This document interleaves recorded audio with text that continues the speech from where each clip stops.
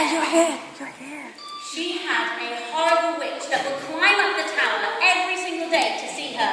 Her name was Mother Gothel. Show me all the Gothel faces. There we are.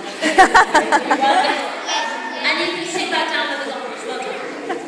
One day, the prince was galloping through the kingdom on his big white horse. He was galloping for miles and miles until he heard a beautiful voice singing, "Where will my life begin?"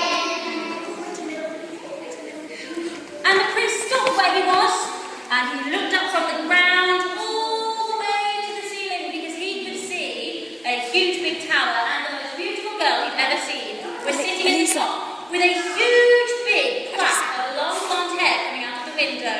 Elisa, show your Suddenly the hair. prince jumped down on the floor because he could see Mother Gothel Elisa, show your climbing hair, show your out hair. of the window, and she was going all the way down the long blonde braid.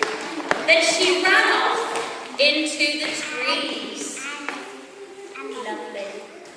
Rapunzel was sat upstairs wondering when her life would begin. Meanwhile, the prince was downstairs deciding he would climb up the big braid of hair.